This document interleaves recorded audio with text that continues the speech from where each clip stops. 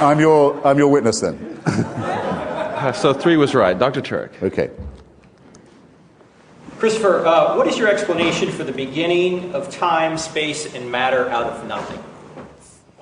Well, we don't know. I remember being asked by one of my children once when I said, well, what was there at the Big Bang? And I said, well, you have to imagine, this shows how poverty-stricken our own vocabulary is, and I suspect how poverty-stricken our own capacity is. In other words, I think there are some things, not that we don't understand or know, but that we cannot. So we're reduced to sort of primitive images. But I said, suppose you could picture all of matter, the whole of matter, condensed into, I got this from Hawking, I think, one of his colleagues, condensed into something like a very small, dense black suitcase of the kind you see people carrying money in crime thrillers. And it's about to fly open. Right? That's what you'd have to be able, and everything that's ever going to be is inside that. That was the best I could do, and I don't think many people could do, if I say it myself, that much better. But I was completely unhorsed because the kid said, well, what was outside the suitcase? And I thought, oh, well, I can't do that. And I don't know anyone who can. And that, in a way, would be my whole point. I don't have to know. You do. You're the one who says you know, not me. The theist and the deist say, oh, come on. We know. This is only possible with an author. It's only possible with a creator. It's only possible with a master and commander. It's only possible with a dictator. You're welcome. I don't need 5 minutes. Is it fair to say, though, that if the creation was out of nothing, and that's the common view today, that the being that brought it into existence, the cause, whatever it was... Don't say being. What ground do you have to say being? Because to go from a state of non-existence to a state of existence, you need to make a choice. No, you don't. You don't? How does something that... Where are you getting this choice from? The choice, how does a... first of all, there was no nature, there was nothing. So if there was nothing, how do you get something from nothing without a cause? How do you get... I can answer the same question in the way I did before. How do you get so much nothing from something? You look into the night sky. If you're in, say, the Carmel Peninsula, you can't do it from many parts of Virginia now, but if you are in certain parts of California, as I was recently, you can look into the night sky and see universes blowing up and bursting into flame every night of the week, several times. They had something, and it's all nothing now. Who's the author of that? Who mandated that? Who's the creator of that?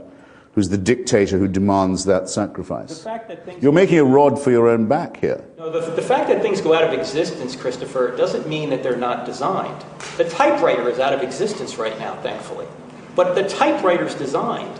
So the fact that the universe is going to heat death doesn't mean that it didn't have a designer at the beginning.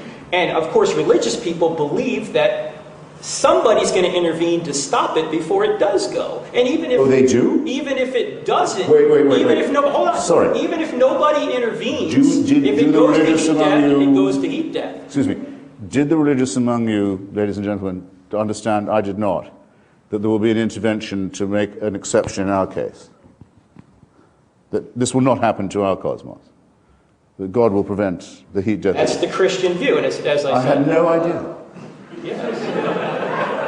That a new heaven and new earth will be created. Genesis is paradise lost. Revelation is paradise restored. Have it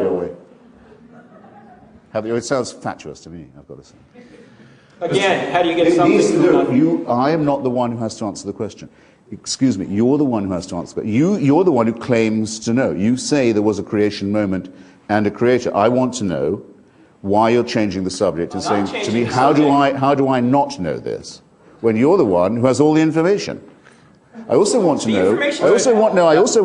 I want to know what sources you have that are not available to me.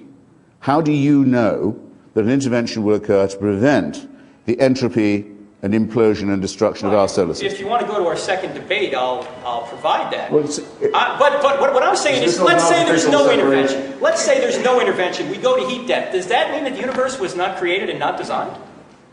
It doesn't entail that belief, no, but it makes it... Okay, so what's your point? It makes it seem a very capricious designer.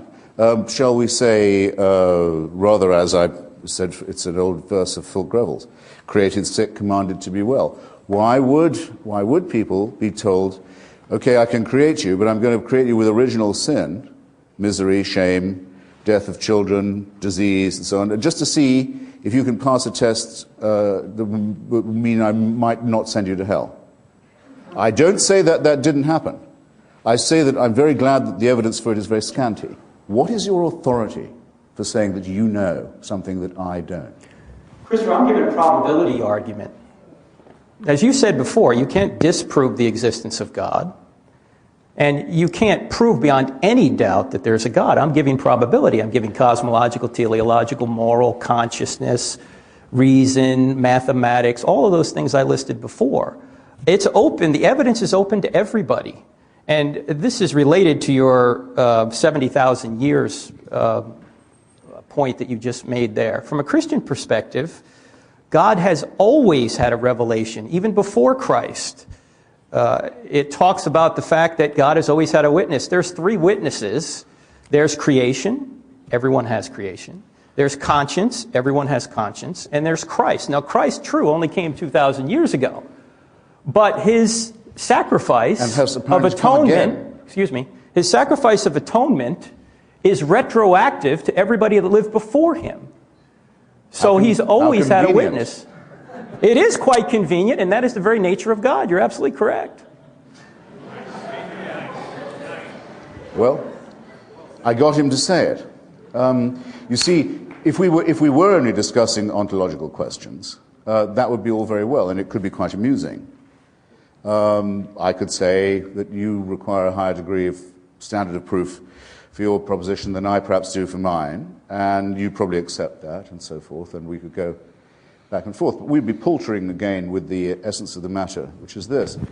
The difference between the theist and the deist is as follows. The deist says, may not make sense without some kind of designer. The theist says, when I tell you what to do, Christopher, I have God on my side.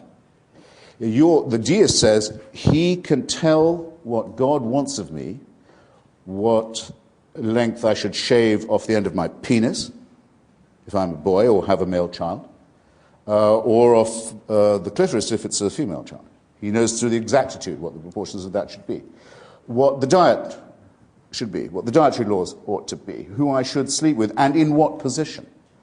And various other things. And since God doesn't ever directly appear and say, do it this way, it's done for him, this is really convenient, by human representatives who claim to act in his name. So that's why I think your standard of proof should be a great deal higher, because if the reason this point is important to you is because it would mean real power in the only world that actually exists, which is the material world, of you over me. And you wonder why I'm not keen.